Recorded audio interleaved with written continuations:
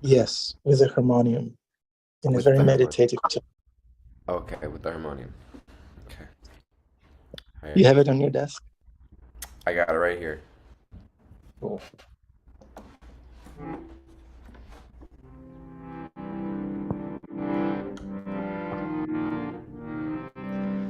Jaya Radha Madhava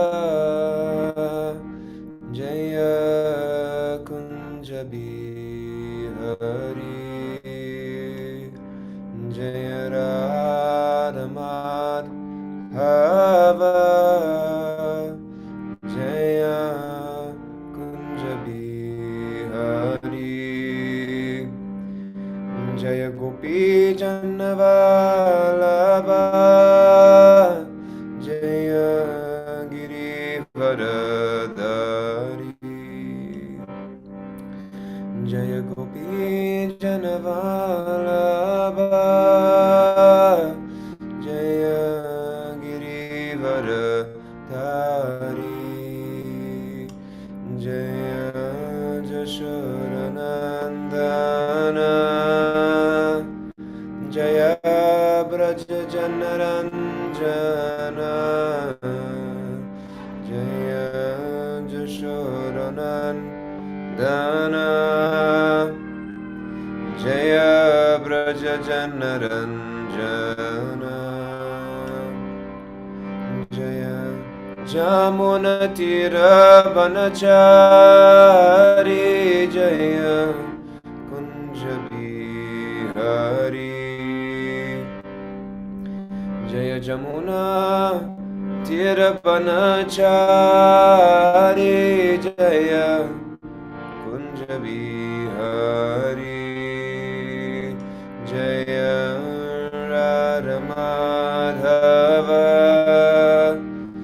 Jaya Kunja Bihari Jaya Radha Madhava Jaya Kunja Bihari Jaya Radha Muli Dada Radha Muli Dada Radhe Jaya Radha Muli Dada Radha Muli Dada Radhe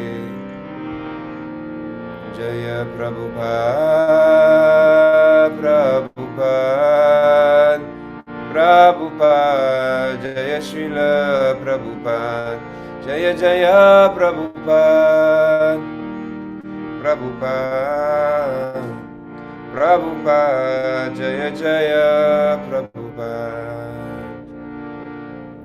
Shri Mandir Ki Jai Srila Prabhupada Ki Jai Nitai Gaur Premanande Hari Hari Bol Om Namo Bhagavate Vasudevaya Om Namo Bhagavate Vasudevaya Om Namo Bhagavate Vasudevaya Om Jnanatimirandasya Jnananjana Shalakaya Chakshurunmilitanjena Tasmai Sri Gurave Namaha Mukam Karoti Vachalam Bhongam Langaite Giring Yakripatamaham Vande Shri Guru Dinatarinam.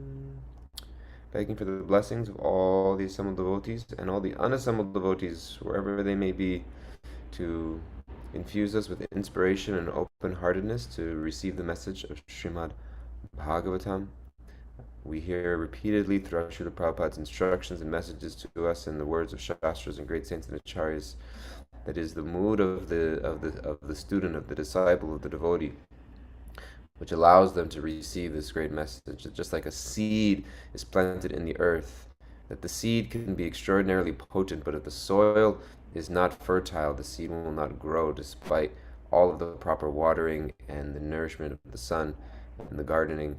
That our job is to make our heart very, very, very fertile ground for the seed of devotion to be planted and to grow. And therefore, that's why we perform our sadhana. That's why we perform our study. That's why we do our service. It's all a process of simply tilling the soil of the heart. It's not about performance. It's not about getting it right. It's not about memorizing every shloka. It's not about doing everything perfectly, but it's just simply moving through that process of humbling ourselves to the place where we can remove all semblances of ego, of pride, of envy, of competition, of superiority, and just till the soil of the heart, so that the simplest of messages, the simplest of things, you're a spirit soul, an eternal servant of Krishna.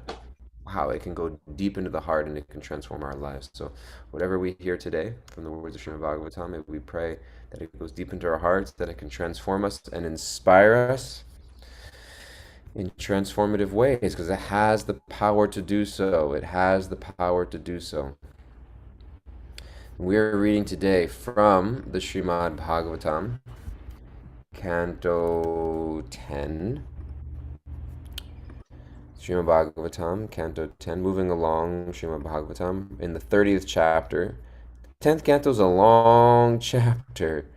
So we are in the 30th chapter, which is just 1/3 of the way through the 10th canto. Chapter 30, entitled The Gopis Search for Krishna. Hare Krishna. Wow, what a beautiful title. The Gopis Searching for Krishna. And isn't that sort of related to us in the material world? What am I searching for? I'm searching for so many things. I'm not always searching for Krishna. I'm not always searching for Krishna. Chapter 30, verses 12 through 13. Okay, let's go ahead and dive in. Bhagavatam, Canto 10, Chapter 30, the Gopi Search for Krishna, verses 12 through 13. So the gopis are searching for Krishna. So the backstory is that they've united with Krishna, and Krishna separated himself from them. And there's so much we can share just on that aspect of Krishna separating himself from the gopis. But we'll focus on their search, and they're looking to see, where did Krishna go? And so they're mad, they're intoxicated, they are enamored. And everywhere they go, they see Krishna. They mistake Krishna everywhere they go.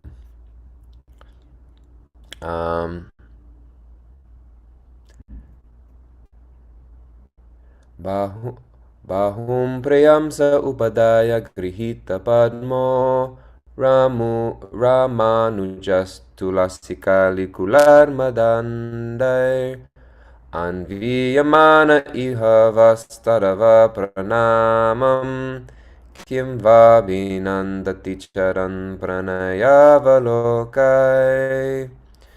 Translation: O trees, we see that you are bowing down. When the younger brother of Rama walked by here, followed by intoxicated bees swarming around the tulsi manjaris decorating his garland, did he acknowledge your obeisances with his affectionate glances? He must have been resting his arm on the shoulder of his beloved and carrying a lotus flower in his free hand. So the gopis are wandering Vrindavan looking for Krishna, and they're speaking to the elements of the forest, and the trees and the bees and everything that they're seeing. And they're seeing a tree that's bowing down. The tree is bowing down, and we get that example of a tree. The tree is the emblance of well, we hear the tree is the emblance of tolerance in Mahaprabhu's verse, Trinadapi Sunichana Taror Iva Sahishnuna. The tree is the emblem of tolerance. The tree is also a symbol of humility. That when we have great fruits, when a tree has great fruits, the branches of the tree become lower and it bows down and becomes more humble. And so similarly with us, the more that we are endowed with the fruits of Krishna's inspiration and empowerment, whatever gifts they may be, we don't become puffed up and grow and feel that we're bigger, but we actually become more humble. We become more humble. We become more grateful. We become more recognizing of Krishna's mercy. One of my favorite verses in all of Srimad Bhagavatam and all of Shastra, it's a beautiful verse. I'll pull it up. It's from the first canto of Srimad Bhagavatam. Champak and I were discussing this verse just the other day, and I think she wrote a poem about it somewhere. but it's from the 15th chapter of the first canto Srimad Bhagavatam, the Pandavas Tari Timely. So it's the end of the Pandavas' life, and they lived a very full and complete life, a very complicated life, a very adventurous life, detailed in the story of the Mahabharata. And Arjuna, who had been Krishna's close associate and the pupil of the Bhagavad Gita, and who had fought so many wars and battles and won so many treasures, etc. At the end of Krishna's life, I wouldn't say at the end of Krishna's time here, Krishna's earthly appearance, at the end of Krishna's life, at the end of Krishna's earthly appearance here on earth, Krishna had made his departure back to the spiritual world. And we learn later on, and we learn also earlier in Srimad Bhagavatam, that when Krishna left the planet, he left us Srimad Bhagavatam as a guiding light. So the Srimad Bhagavatam is the incarnation of Krishna in this age, or a incarnation of Krishna along with the holy name. And of course, the holy name is there within the Bhagavatam. So he's describing and lamenting his deep separation from Krishna. And he speaks this beautiful verse, Tadvaidanuste Ishavasarato hayaste soham rati nirpatayor yata anamanti sarvam kshanena tadadbud asad ishariktam pashmam hutam kuhakaradham ivoptam usyam. He's speaking to his brother Yudhisthira, and he says, I had the very same Gandiva bow, that same Gandiva bow which was spoken about in Bhagavad Gita, which he promised to never put down, which he conquered his enemies with. The same arrows through which he shot out of that Gandiva bow. The same chariot drawn by the same horses, and I used them as the same Arjuna to whom all the kings offered their due respect. So he was a leader amongst leaders, a king amongst kings, an inspiration amongst everybody. And he had all the same possessions which made him so great. All the same fruits of his empowerment. But in the absence of Lord Krishna, meaning Krishna is no longer here. Krishna is no longer driving my chariot. Krishna is no longer here by my side. In the absence of Lord Krishna, all of them, at a moment's notice, have become null and void. It is exactly like offering clarified butter on ashes, meaning offering svaha. Instead of offering ghee into a fire, you're just offering ghee into ashes. No oblation will be made. No fire will come from that. Accumulating money with a magic wand, or sowing seeds on barren land. That's our analogy, right? For sowing seeds, this planting the seed of bhakti in barren land, it will not grow. So to sow seeds in barren land will bear no fruit. So Arjuna is saying, I have all of these beautiful things in my life, but in the absence of Krishna, it's just like zeros. In the absence of the one in front of it, there's no value. Prabhupada gives a beautiful purport. As we have discussed more than once, one should not be puffed up by borrowed plumes. All energies and powers are derived from the Supreme Source, Lord Krishna, and as long as they act as He desires and cease to function as soon as He withdraws, all electrical energies are received from the powerhouse, and as soon as the powerhouse stops supplying energy, the bulbs are of no use. In a moment's time, such energies can be generated or withdrawn by the supreme will of the Lord. Materialist civilization without the blessing of the Lord is child's play only. As long as the parents allow the child to play, it is all right. We think we're doing such big, great things, and I'm so important, and everything rests on me, and I'm stressed out about so many things, and worried, and etc., and recognizing that we're just playing with borrowed energy from Krishna. And at a certain point, he's going to say, okay, come back now. There's a story, our Iyengar Prabhu told a story once of Srila Prabhupada. Srila Prabhupada's health was never good when he was in the later years of his life, and we know he had 2 heart attacks on the boat coming over here on the Jaladuta to America, and the Krishna created a safe and smooth passageway after the initial days on the boat in the rough waters, and even the captain of the Jaladuta recalled in his diary being amazed at how calm the sea was. He'd never seen the Atlantic Ocean so calm. And Srila Prabhupada would recall in his diary that if the ocean had not subsided in its roughness, he doesn't think that he would have made it, because it was the seasickness and the turning of the ocean. And he wasn't on a cruise liner, comfortable room. He was in a cargo ship, just bouncing around in the ocean in 1965. So it wasn't a comfortable ride. And Srila Prabhupada was suffering intensely. And Krishna, there's a beautiful painting also of Prabhupada crossing the Jaladuta and all of the avatars of Krishna coming to protect him. And so this image of Srila Prabhupada crossing the ocean in bad health and Krishna smoothing out the seaways in order for him to make a safe passageway, because his health was in not good shape. He turned 70 years old. And when he arrived in America, he also had health issues, and he was taken to the hospital in the early years of his life. And Srila Prabhupada, that's when Srila Prabhupada made his first trip back to India after coming to America, because his health was so bad he wanted to go back to India to heal. And so because he felt like India would be a more comfortable and natural place for him. And so Srila Prabhupada was in the hospital, and Srila Prabhupada came to a point where he felt like he might pass away in the early years. But he was so distressed because he hadn't established his movement yet. He hadn't established his movement yet, and he felt that if he left at this time, things would fall apart. And so he felt like he needed to stay in order to continue his movement and establish his International Society for Krishna Consciousness. And so felt like it was near the end, and Krishna came to Prabhupada, calling him back. And Prabhupada was bargaining with Krishna to stay longer. Anji Prabhu tells the story. And Prabhupada was bargaining with Krishna, saying, Krishna, you can't take me, you can't take me now. I'm not finished with my service to you here in the material world. And Andrew says, you know what Krishna told Prabhupada? What Prabhupada says Krishna said to him? Krishna says, fine, go on with your nonsense. And Prabhupada said that he was allowed to stay longer. And Andrew Prabhu tells the story in the context that Krishna's just waiting for us to come dance with him in the spiritual world. And whatever we're doing here, Prabhupada's saying in the purport, is just like child's play. Even sometimes in our service, Prabhupada was doing service for Krishna. And Krishna was just wondering, when is Prabhupada going to come back and dance with me? He's wondering the same with all of us.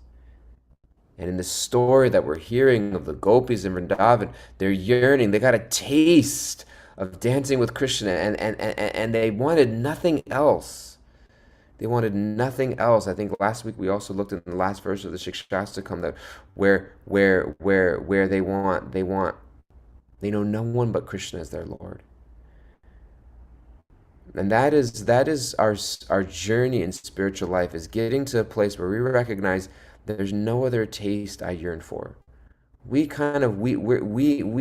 all are in some form of a mixed form of bhakti yoga. And it's not a fault to us. It's just we're in the process of making our way. We're in the stage of anarta nivritti, moving towards nishta and towards higher stages of ruchi and devotion. We're making our way there. But when Rupa Goswami mentions in the Bhakti Rasamrita Sindhu that bhakti is anyabi lashata shunyam, it's devoid of any ulterior motive. We're performing sadhana in order to get to that place.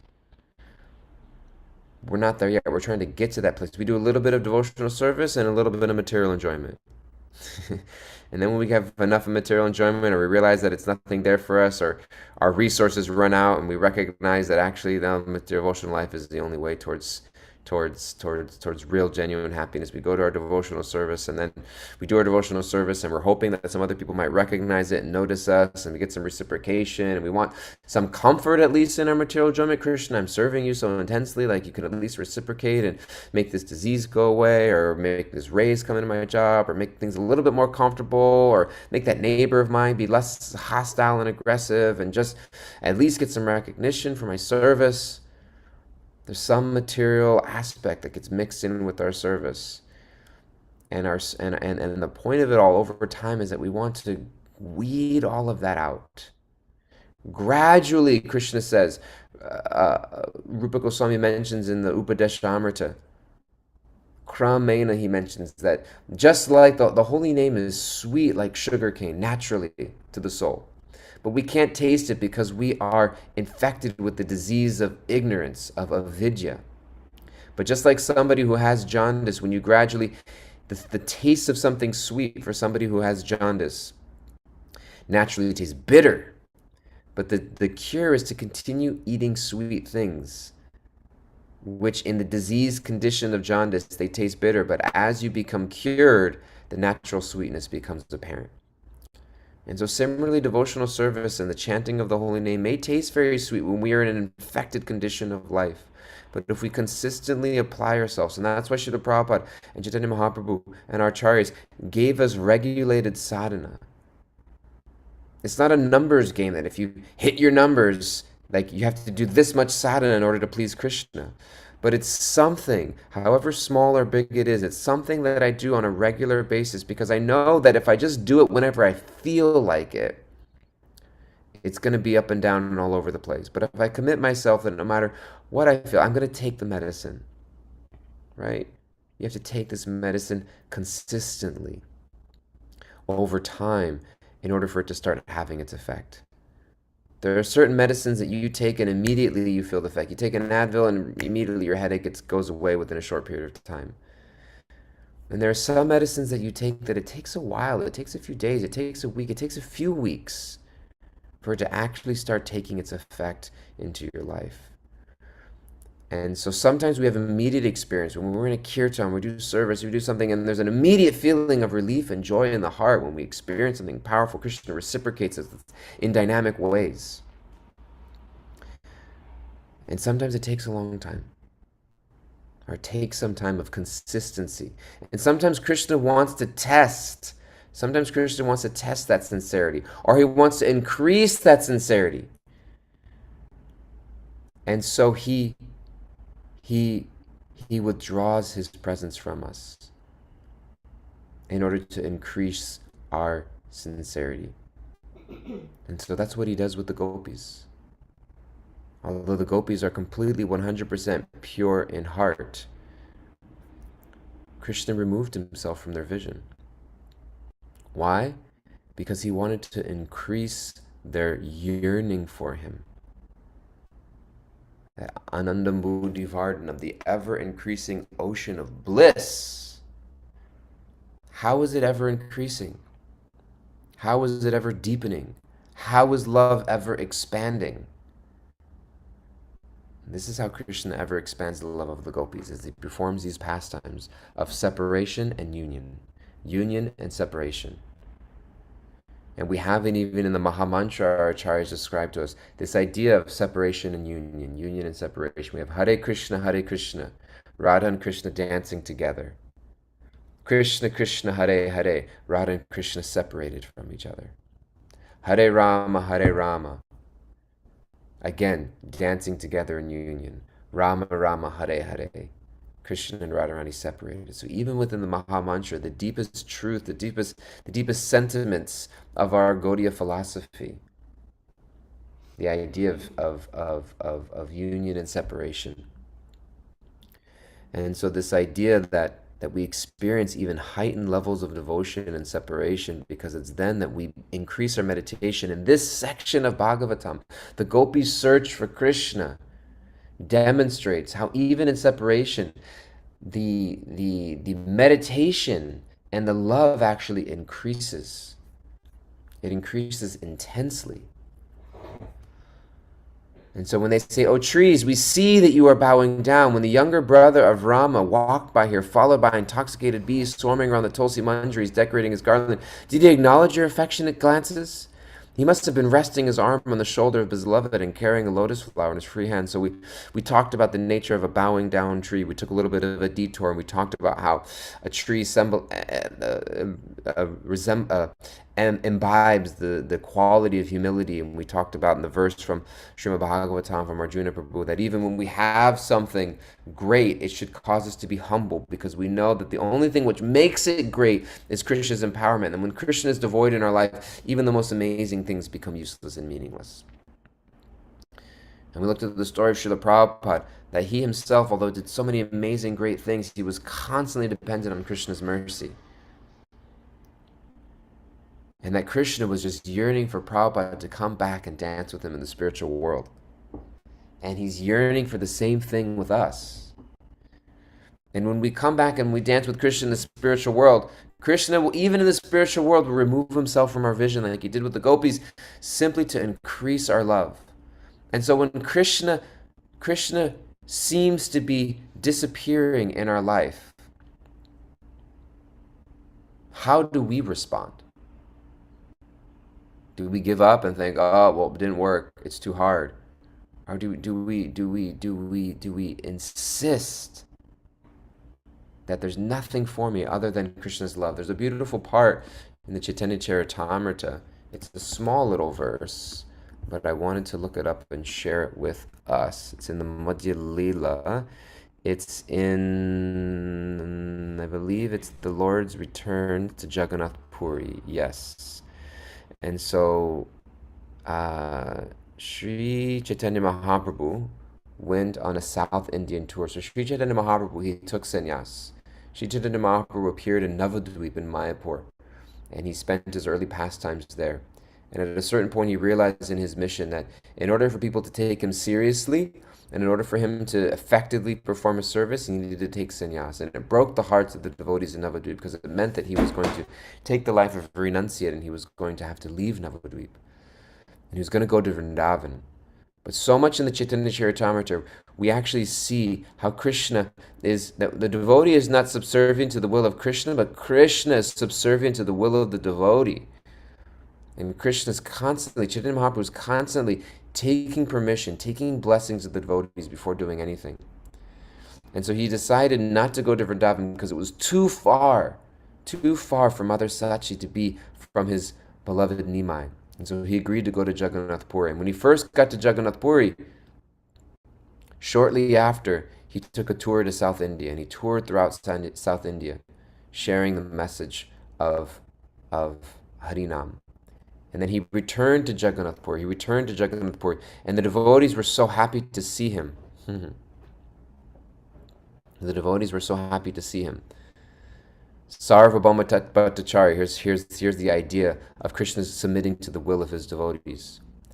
Sarvabhauma Bhattacharya said, "This place is just befitting you. Please accept it. It is the home of Kashi Mishra that you do. It is the hope of Kashi Mishra that you do." So he stayed at the home of Kashi Mishra. And the devotees were asking him to stay there. Sri Chaitanya Mahaprabhu said, "My body belongs to all of you. Therefore, I agree to whatever you say." Chaitanya Mahaprabhu just submitting himself to the will of the devotees. Wherever you want me to stay, I will stay. This is the power of bhakti. This is why Rupa Goswami, the last quality, he gives 6 qualities of bhakti in the Bhakti Rasamrita Sindhu. Klesh Agni Shubhada. What is the verse?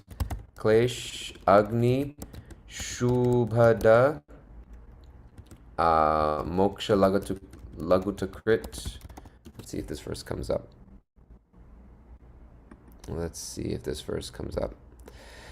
Yes, we've looked at this verse many times in my classes. Kleshagni Shubhada Moksha Lagutakrit Surdurlabaha Sandrananda Visheshadma Shri Krishna Karshini Chasa. So the unique characteristics of bhakti are its ability to destroy suffering, Klesh Agni, its bestowal of auspiciousness, Shubhada, its disregard for liberation, Moksha Lagutakrit, its rarity of attainment, Surdurlabha, it's rare to see. Its manifestation of concentrated bliss, Sandranandanda Visheshatma, and its ability to attract Krishna, Shri Krishna Karshini. And our acharyas describe that these qualities relate to various stages of bhakti. So the first 2, Kleshagni Shubhada Moksha Lagutakrit, Kleshagni Shubhada, that it destroys suffering and it bestows auspiciousness, those start to appear in the stages of sadhana. Its disregard for liberation and its rarity of attainment, those start to manifest in the stage of bhava. And the manifestation of concentrated bliss and its ability to attract Krishna, those manifest in the stages of prema. Because it's not in the purest form of bhakti that Krishna allows himself to be controlled by his devotee. That pure devotee has the ability to attract even Krishna. Krishna is all attractive, but Krishna Karshini. That bhakti attracts even that all attractive force. And so Krishna is very cautious to give it away, because he becomes subservient to the love of his devotees in that intense, pure, devotional stage. So when Chaitanya Mahaprabhu says, my body belongs to all of you, therefore I agree to whatever you say, that's the power of pure bhakti. What would happen if Krishna agreed to whatever we say? It'd be chaos. Krishna agrees to whatever I say. We just use him as a vending machine, like as a magic genie to fulfill my desires. This is great. But the devotee has no desire other than to please and serve Krishna. So Krishna becomes subservient to the desires of his devotees, but his devotees have no desire other than to serve and please Krishna. And so this beautiful dance takes place. After this, Sarvabhauma Bhattacharya, sitting at the right hand of the Lord, began to introduce all the inhabitants of Purushottam, Jagannath Puri. The Bhattacharya said, my dear Lord, all these people who are residents of Nilachala, Jagannath Puri, have been very anxious to meet you. So Chaitanya Mahaprabhu has been away, separation. And what have they experienced in that separation? A deepened yearning to be with Krishna, to be with Chaitanya Mahaprabhu. They've just been increasing their hankering. And he gives this beautiful example. This is what I wanted to share. In your absence, all these people have been exactly like the thirsty chataka birds, crying in disappointment. Kindly accept him. This example of the chataka bird. The chataka bird is a bird that only accepts the water that directly falls from the clouds of the bursting rain clouds. No matter how long the drought is, no matter how thirsty they get, no matter how dry it is, they will only drink the water that pours down from the bursting rain clouds. And so when they give this comparison of that chataka bird, he's expressing something very deep and profound and instructive. That as we increase our devotional yearnings, we get to the place where we realize, Krishna, there's nothing here for me other than your love. And that's why the gopis sing in that last verse of Shikshastakam, that even if he handles me roughly by his embrace, I know no one but Krishna as my Lord. And he shall remain so even if he handles me roughly by his embrace. And we hold on to that faith. We don't have time to look at it right now, but we could look into the Bhakti Rasamrita Sindhu, where Krishna talks about hope. Rupa Goswami talks about hope. Hope against hope. The devotees come together in Sangha to exchange hope, to remind each other, Krishna still loves you. Krishna's coming back. Krishna's returning. Don't give up faith. Don't lose hope. Your circumstances seem dire. The material world still seems to be grinding away. Don't take that as an indication that Krishna has forsaken you or abandoned you. He's right there. He's still with us. Sometimes he performs this little trick of separating himself seemingly just to increase our thirst for him. But he always returns. As in the case of the residents of Jagannath Puri, Krishna returned, Chaitanya Mahaprabhu returned. And then Sarvabhauma Bhattacharya goes on and introduces all these devotees who soak in the association of Chaitanya Mahaprabhu into their hearts. And so we want to increase our hankering for Krishna's love in our life, just like that chataka bird. So the gopis of Vrindavan are running around in separation, and they're seeing the trees, and they're asking the trees questions. Purport. The gopis saw that the trees bent over with abundant fruits and flowers were offering obeisances to Lord Krishna. The gopis supposed Krishna must have recently passed that way, since the trees were still bowing down. So they saw the trees bowing down and they thought they must be bowing down to Krishna. There are examples where they would see the tamal tree, which resembled the bluish hue of Krishna. They would hug the tamal tree thinking that it was Krishna. This spiritual obsession. Because Sri Krishna had left the gopis to go with his favorite consort, Sri Radha, they were jealous and thus imagined that he'd become fatigued from his loving affairs and was resting his left arm on the shoulder of his beloved. Srila Prabhupada would also often remind us that this idea that this spiritual jealousy is not an envious sense of we want to take her down, but just this realizing, this hankering, this appreciation of the love that Krishna has with Radha. And so they imagined that he had become fatigued from his loving affairs and was resting his arm on the shoulder of his beloved. The gopis further imagined that Krishna must have been carrying a blue lotus in his right hand to drive away the bees, eagerly trying to attack his beloved's face after smelling its aroma. The scene was so beautiful, the gopis imagined, that the maddened bees had left the Tulsi garden to follow the two lovers. So you can see in this description of the purport, which is written by Srila Prabhupada's followers, who took their lead from the writings of our acharyas, Vishwanath Chakravarti Thakur and other acharyas, to get insight into these pastimes. That even in Krishna's absence, their love had become heightened. Their meditation has increased. Queen Kunti, in her own prayers, described the trials and tribulations that they experienced throughout the story of the Mahabharata. And she speaks, may these calamities come again and again. Why? Because it's in these calamities that I deepen my meditation on you, my Lord. And so we have to rewire ourselves to think about what it means to be successful in life. The material way of thinking in which we've thought we need to get ahead, of everything clicking into place, is not the mechanism we use to get ahead spiritually. Sometimes everything falls apart materially, and it's a boon for our spiritual life. Sometimes everything falls in place materially. It could also be a boon in our spiritual life, because now we have the opportunity to perform great service. Priyavata Maharaj, in the 5th canto of Srimad Bhagavatam, renounced his kingdom. He was the older brother of Uttanpad. Uttanpad is the emperor, the father of Dhruva Maharaj.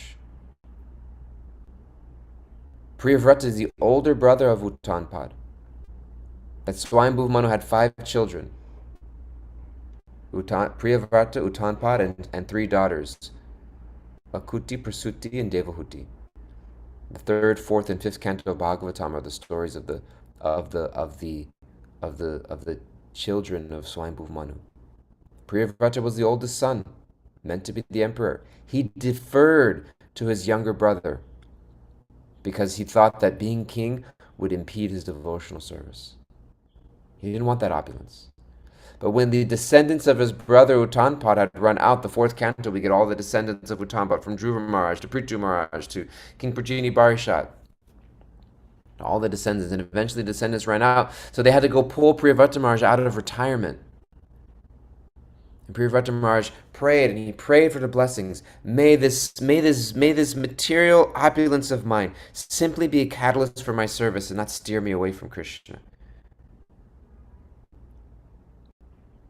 And Brahma himself, the grandfather of Priyavrata Maharaj, had to come out and remind him that you can use this in this service. This is what's being asked of you. So sometimes Krishna takes everything away from us, and it's the greatest benediction in our service. And sometimes Krishna wants to give everything to us, and it's a benediction for us to use it in Krishna service. But whatever it is, the meditation is not how to make everything fit back together materially. How can I use this as an opportunity to deepen in my devotional life? What a blessing. And we will never miss out.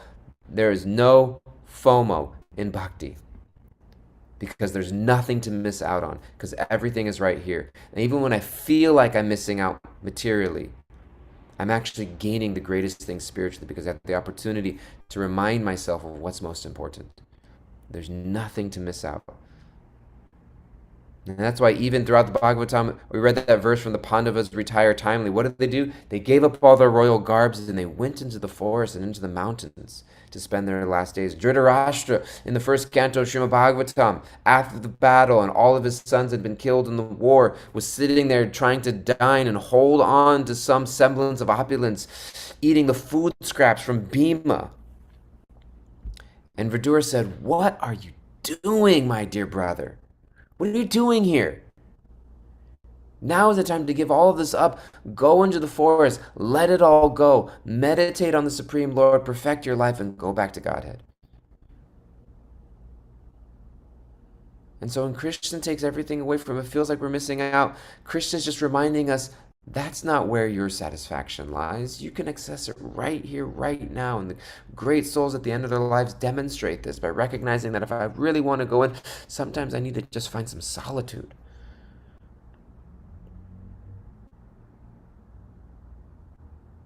So everything in our devotional shastras, why is the Bhagavatam the highest shastra and the 10th canto of the Bhagavatam the pinnacle of this? Because it gives us this example of the gopis in Vrindavan who wanted nothing other than Krishna's love.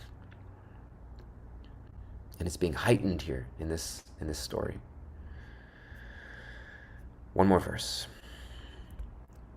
Prichat Prichate malatabahun apyashlishta vaneshpate nunam tatkaraj asprishta bibratyut pulakanyaho. Let us ask the creepers about Krishna. Even though they are embracing the arms of their husband in the street, they certainly must have been touched by Krishna's fingernails, since out of joy they are manifesting eruptions on their skin. Purport: the gopis reason that the creepers would not show signs of rapture merely by physical contact with their husband, a tree. Thus the gopis concluded that although the creepers were embracing the strong limbs of their husband, they must have been touched by Lord Krishna as he moved through the forest. So again, they're seeing all of these things and they're experiencing them as reminders of Krishna in their life. Okay, there's a lot going on in the chat here. A lot of notes, beautiful notes from Krishna Daya Prabhu and Ananda Manjari Devi and Damodar Priya. Oh, she shared that beautiful, there's a beautiful painting of Srila Prabhupada there. And beautiful notes here. Thank you for sharing all those beautiful notes. Anybody want to share any reflections, questions? We have just 2 minutes left. Took all the time. Doesn't have to be a question, even just something that you heard that you want to take with you, a reflection, your own realization.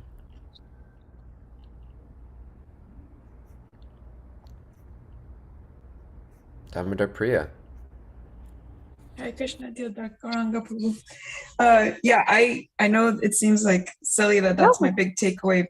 It's kind of like popular culture, but I love there's no FOMO, or there's no fear of missing out in bhakti.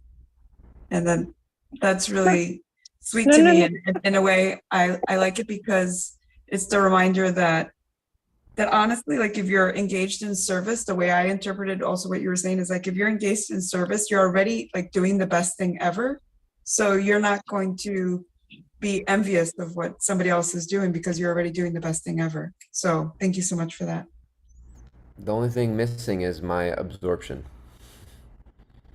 The only thing missing. And that's why we love to spend time with advanced devotees. They're not doing anything different than us. They're not chanting a different mantra. They're not reading a different book. They're just absorbed and appreciate the simplicity of bhakti in every interaction of life.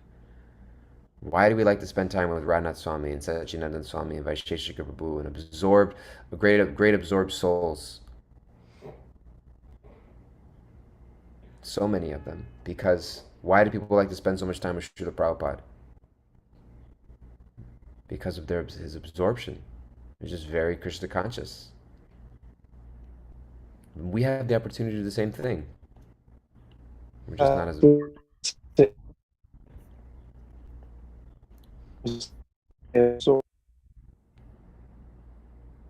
Someone's sharing, but it's a little broken up. Was that you, Ananda Bihari? Yeah, that was me. I was trying to joke. In this class, we don't say absorbed. We say absorbed. Absorbed. Absorbed. Okay. Rameshwar says, absorbed. We gotta get absorbed. Bhima, what is your fear? Fubar, what is that? I'll keep that to myself. If you want to know what fubar means, look it up after class. I don't want to share that in mixed company.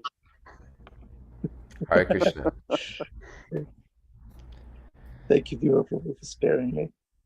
I'm anxious to find that out. Okay. Thank you all so much for your kind attention, for your patience and your sincerity. Prabhupada said that you can find a devotee would appreciate gold even if it comes from a dirty place, and so whatever wisdom is there in Srimad Bhagavatam can shine through even from somebody like me, and if you're sincere enough to grab it. So thank you for giving your attention, and thank you Nanda Bihari Prabhu for hosting us, and thank you for the devotees taking notes. Srimad Bhagavatam ki jai.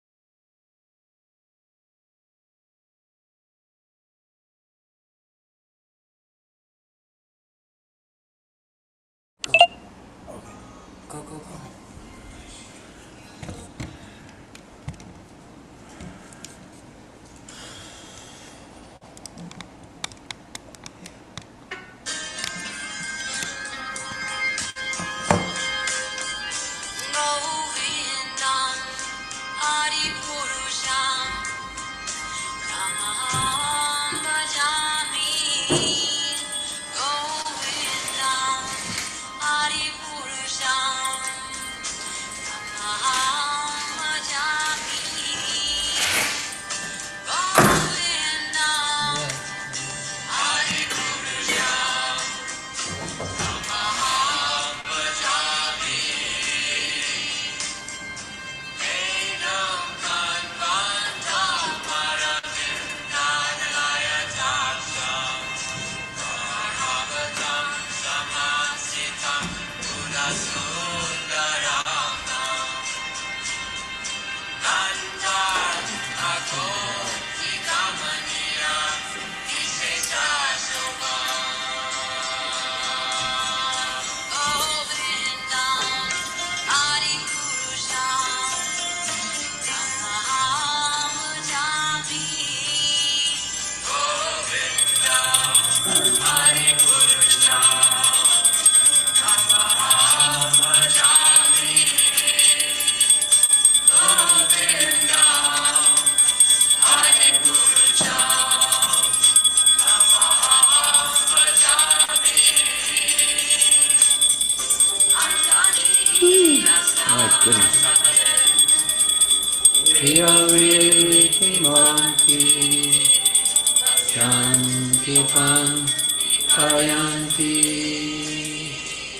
Tiram Jaganti Anandati Maya Sadhu Pavigrahya Govindam Adipurusham Tamaham Bhajami Govindam Adipurusham Tamaham Bhajami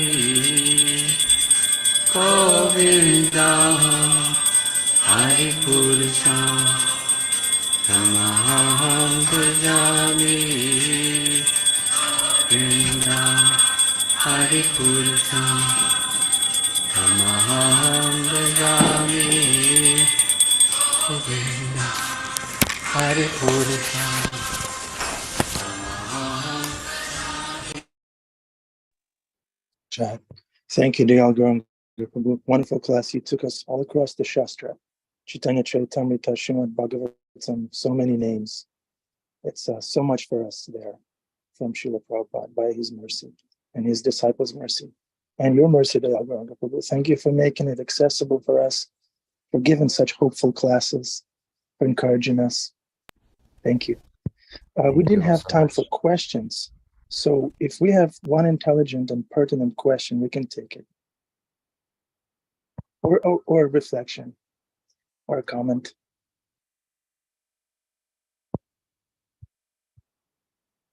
No? Then just say how wonderful is Krishna. How wonderful is Krishna. Unmute yourself. Vinisha, unmute yourself and say how wonderful is Krishna. I usually will just go to the end because we don't have questions. I'll keep blabbing. How wonderful is Krishna. Yeah, Krishna is so wonderful. Yeah. Thank you, Thank you Dayal. all so much. Good to see you all. Good to see you, Venetia. Good to see you, Dominica, Dana K. Good to see you, Susan. Everybody here, Bruce, Samriti Kishore, Hare Krishna, everybody. Thank you all so much. Okay, Hare Krishna. Have a good day, everybody. Hare Krishna. Yeah, Bruce, I want to kiss you. You're beaming. Yes. Okay, Hare Krishna.